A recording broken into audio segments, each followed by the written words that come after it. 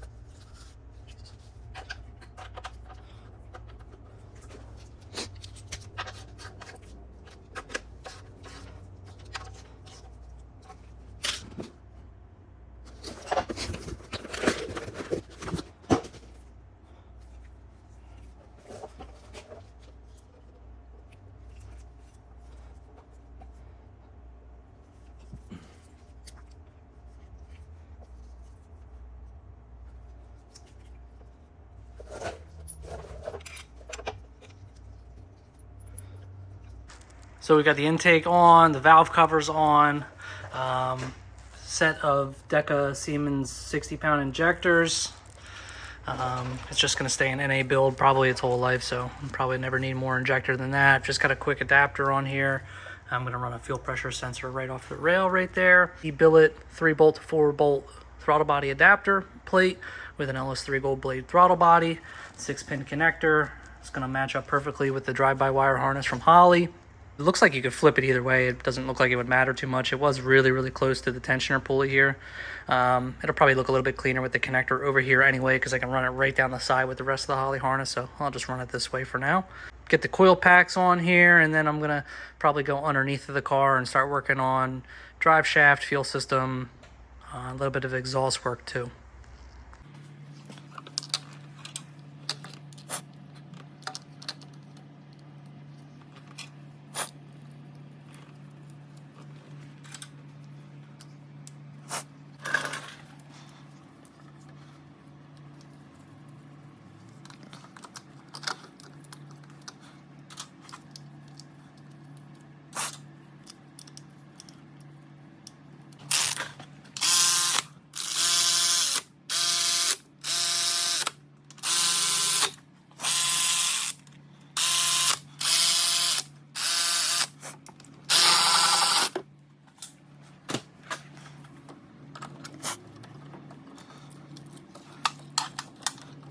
Fuel system time. This is an N51 car, and the N51 cars have a different fuel system. It's a Sulev car. What they did on the car was basically make the entire fuel system have way less connections, and they were screw type connections. So you can see this is the metal fuel line from the fuel tank. On an N52 car, which is what I would recommend starting out on, this line turns into a quick connect right in about this area right here. It's super easy to adapt that quick connect to the BM or the LS fuel rail. On an N51 car like here, it actually just has this metal fuel line. This is where I cut it, and it goes all the way up and bolts or screws into the fuel rail of the car. So you basically have to either do a complete new fuel system or do something like this. This is a compression fitting. I basically just took a brake line cutter and cut this fuel line and then used a compression fitting. It's a 5/16 compression fitting to a 6AN adapter. It's made by Evil Energy or something like that. I think it's on Amazon. I got all this fuel system stuff on Amazon this time. Usually I use like Fragola fittings and all that stuff, but for like a quick and dirty put together, we're going to try out this Evil Energy stuff. So like I said, 5/16 compression fitting to a 6AN adapter. This is a 6AN hose straight end that I made this line up, and then it kind of goes up towards underneath of the brake lines, real tight against the frame rail, as tight as I can make it, so it's as far away from the exhaust as possible. It continues up around the coolant hoses for the heater core here, again just away from the exhaust as far as possible. Then 6AN adapter or fitting on this end to the pretty standard typical, I think it's 3/8. It's either 3/8 or 5/16 quick adapter for the fuel rail, with that line coming from the fuel rail or the fuel line down below. This is a super quick and dirty fuel system. I'm hoping that it'll work just fine. This isn't, like I said, it's going to be making maybe 360 horsepower, so the stock pump hopefully will be able to keep up. The N51 fuel tanks do have quite a few problems. They're not serviceable. If the suction jet portion fails, you can't fix it. You got to replace the tank because you can't open it up. There's also a piece of rubber fuel line on the passenger side of the fuel tank that'll split open. It's like a little, like a delivery hose that goes from like a pickup to the fuel pump, and it's just like a 3-inch rubber section of hose that'll split open and cause like all kinds of weird issues with fuel pressure. It might idle fine, and then as soon as you stomp on the gas, it'll start leaning out because it doesn't have the correct amount of fuel flow, but pressure will kind of stay steady. It's kind of messed up. So if you're having issues with the stock pump not keeping up on like a low horsepower build and you have an N51 car, definitely pop the hat off on the passenger side of the tank and just check that fuel hose. You kind of have to like look down into it, and you'll see like a little 3-inch piece of rubber hose. I'm going to check it on this car before I end up firing it up just to make sure that it's okay. And eventually down the line, who knows, I might end up just swapping in a normal fuel tank from an N52 car or a 135 into this car. Probably just solve a lot of issues with all that stuff. So for now, I'm just going to try and run the stock fuel pump. I will be bypassing the EKPS module with just a relay. I'm going to run it off of the green power wire from the Holley Terminator X. I'll be going over that as well. But for the plumbing of the fuel system, that's it. Underneath of the car here so far, as you can see, we've got everything bolted up as far as transmission goes. Clutch line that I'm going to have to run to the clutch pedal, which I'm going to be adding to the car. Remote bleeder line. It's pretty tight up in there. It would be pretty hard to get a hold of that regular bleeder, so I'm kind of glad I got that and put that in before putting this whole thing in. Just installed the drive shaft.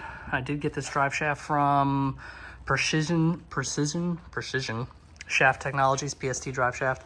Probably could have gotten one cheaper from like a local drive shaft joint, but I've used their drive shafts before. I don't have any problems, so I called them up. If you've ever talked with any drive shaft shop, you know that it's usually grumpy old men that feel like they'd rather be doing anything other than talking to you on the phone right now, but they were pretty decent. Only asked me really one question, one measurement from the tail shaft housing to the flange here that I bought from Mike. So mine was like 48 1/8 inches. So I called him on a Monday, had the drive shaft Friday, so seems to fit perfectly. It's got 1350 joints, pretty standard drive shaft, 3-inch. Looks like a 3.5 probably would fit. It's gonna get real tight around that e-brake cable there. It probably does fit just fine, but opted for a 3-inch drive shaft because it's not gonna be a high horsepower build. So hopefully this 328 diff and axles or 128 diff and axles hold up. If not, I'll either be putting like a 135 setup in there, or I don't really want to do an 8.8, but we'll see what happens. We'll see how much abuse it can take before it lets go. It does have 200,000 miles on it, so we'll see. A little bit of Loctite on these bolts here. Don't bother buying that companion flange. The drive shaft shop said that they needed to use their own because they need to put it on there for balancing the drive shaft anyway. So I bought one prior because I thought I was going to have to either just get a drive shaft that just had a U-joint and press it together and use it, or I don't really know what I was thinking, but I'm gonna have to return it just because they supplied it with the drive shaft. So all in all said, the drive shaft ended up being like $550 or something, kind of a more expensive part of the build, but it is what it is, and looks like it's a pretty nice piece. Got a lot of engagement here, but it's fine. It doesn't really move any because it's an independent rear suspension, so shouldn't be seeing too much in and out movement on the transmission side. Got the rest of the CX Racing header downpipes on as well. They fit pretty good, pretty close to the floorboards, which is nice. I mean, pretty good kit for the price, honestly. Probably put the wideband in on this side just because the connector for it lays down nicely right here. So I'll zip tie it up to the trans there and run the wideband into the passenger side bank. This is what I came up with as far as a Y-pipe setup. I don't make exhaust very often, but this is like a custom Y-pipe that I fabbed up, and it dumps into a stock 135i Berk muffler that I picked up off of Facebook Marketplace. So the Y-pipe piece was pre-made, and I kind of just made the rest with the V-bands. Let's Harbor Freight this China pipe together.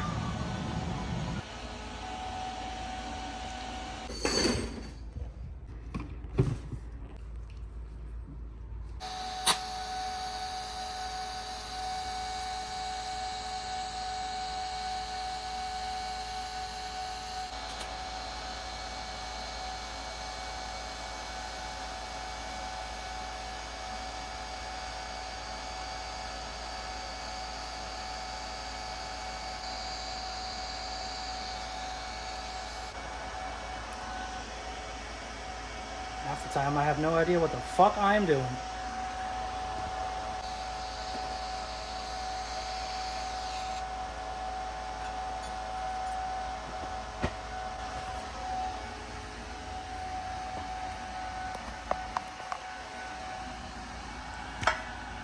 V-bands are definitely warped as shit.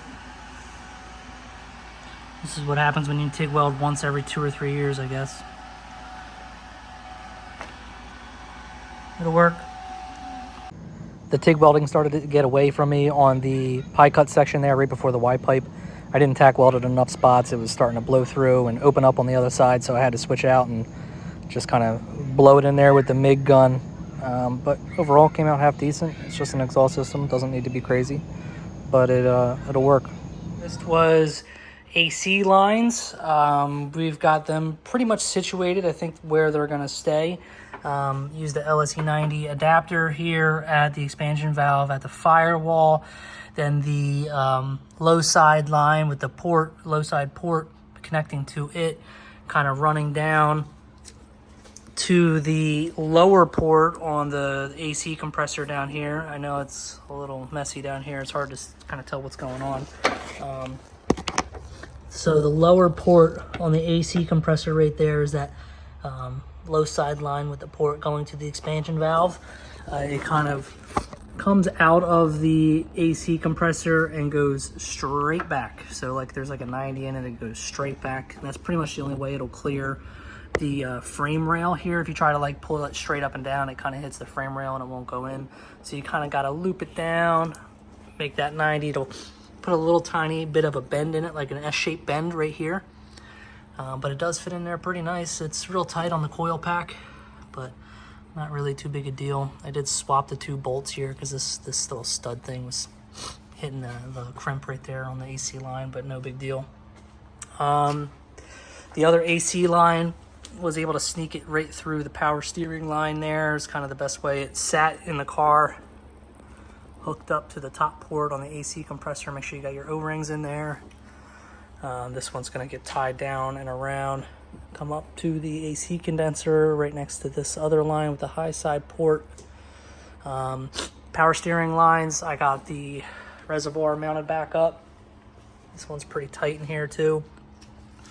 Real close to number 1 coil, but it's fine. It's just a power steering line.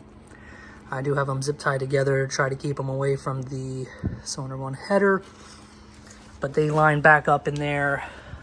Little holder on the frame rail right over here, pretty nice. So both of these lines I'll be able to hook back up to the power steering cooler once we get the front end of the car back on. The only other thing I got to take care of over here are these heater core lines. I'm going to be running those obviously to the heater core ports. on the water pump. I'm gonna figure out what kind of adapters I'm gonna use. Probably just gonna cut these quick connects off and hose barb them together. So I'll get that figured out and I'll be back. Just finished up taking care of the coolant lines on the vehicle. Wanted to give you a quick overview of how I ran them. I kind of stole this idea off of somebody off of the Facebook page. They posted a picture of how they did it just like this, and it looked awesome. So took a picture of it and basically just copied it.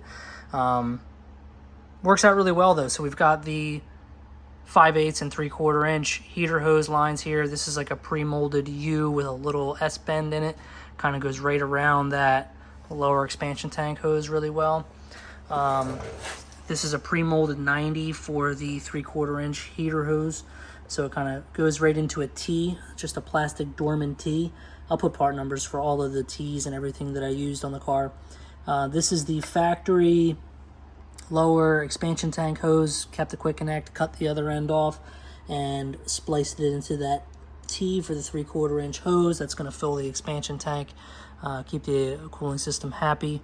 The other line here ran to an S to a 90, and both of these lines ran down across the front of the motor. I kind of just have them temporarily strapped up. I'm probably going to come up with something better to hold them there.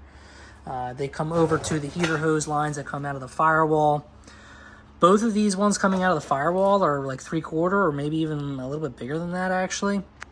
So what I just did was cut the quick connects off and used a 3/4 to 5/8 reducer barb, brass barb, crimped them on. And then for the other 3/4 inch hose, just the 3/4 inch to 3/4 inch barb.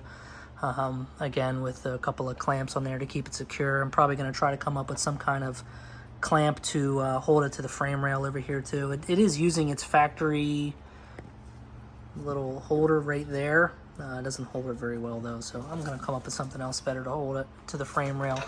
The AC line kind of runs along the same path. You can see here it comes in between the power steering line and follows those heater hose lines, and it'll plug into the condenser when we get that back on the vehicle.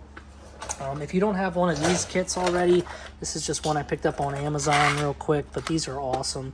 These stepless hose clamps, I guess they call them. I don't know what to call them. One time use, basically you got to cut them off if you ever got to take them off, but it comes with the pair of pliers to crimp them on. It's kind of stupid, like you can't really find one of these in a standard size. They're all pretty much metric, so they're all millimeters. Which just is like they're just off on size. Like they're either just a little too big or a little too small usually for working on like American stuff like this. But if you go one size down, like the tighter size, you get plenty of crimp out of them, and none of these should have any issues leaking. I think it just looks a little bit cleaner than hose clamps too. It does kind of suck if you got to take it apart, but usually I have hose clamps laying around if you got to take it apart and put it back together real quick without one of those. But plenty of room over here. I mean, there's tons of room over here.